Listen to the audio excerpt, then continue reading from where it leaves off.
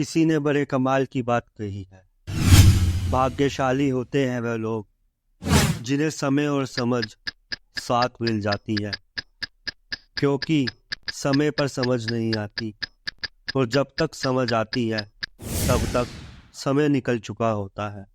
नमस्ते दोस्तों, मेरा नाम है अजय और मैं आपके लिए लाया हूँ एक छोटी सी कहानी। एक राजा बूढ़ा हो चुका था।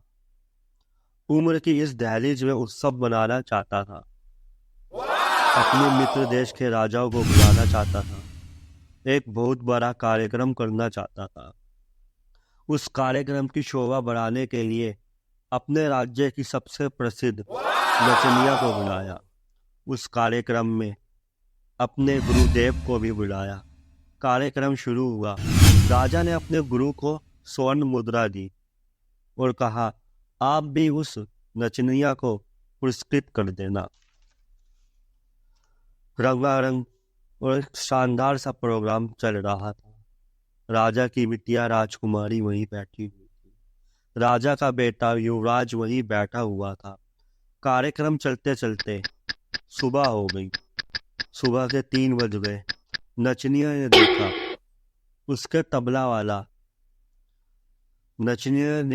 उसके तबले वाले को नींद आने लगी है। नचनिया ने अकभी एक दोहा पढ़ा।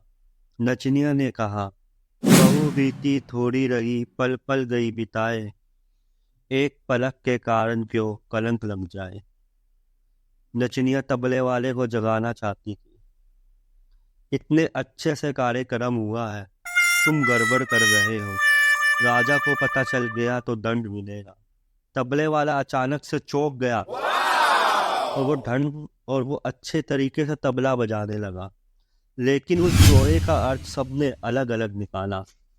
जब यह दोहा गुरुजी ने सुना तो उन्होंने सारी मोहरें उस नचनिया के सामने फेंक दी। वही दोहा नचनिया ने एक बार फिर पढ़ा तो राजा की लड़की ने अपना हार नचनिया को भेंट कर दिया। उसने फिर वही दोहा दोहराया तो राजा के पुत्र युवराज ने अपना मुकुट उस नचनिया को समर्पित कर दिया। नचनिया फिर वही दोहा दोहराने लगी तो राजा ने कहा, बस कर, एक दोहे से तुमने वेश्या होकर भी सब लूट लिया है। जब ये बात राजा के गुरु ने सुनी तो गुरु के नेत्रों में आंसू आ गए और गुरु जी कहने लगे, राजा, इसे तू वेश्या मत कह, ये अब मेरी गुरु बन गई है, इसने मेरी आंखें खोल दी।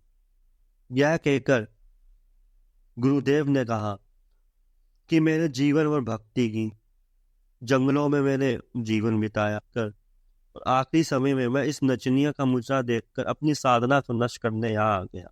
यह कहकर गुरुजी ने अपना कमंडल उठाकर जंगल की ओर चले गए। राजा की लड़की ने कहा, पिताजी, मैं जवान हो गई हूँ, आप आंखें बंद किए बैठे हो, मेरी शादी नहीं कर रहे और आज रात मैंने आपके किसी महावत के साथ भागकर अपना जीवन बर्बाद कर लेना था, लेकिन इस नचनिया ने मुझे सुबुद्धि दी और कहा, जल्दबाजी मत कर, कभी तो तेरी शादी होगी, कभी ना कभी तो तेरी शादी होगी, क्यों अपने पिता को कलंकित करने पर तुली है।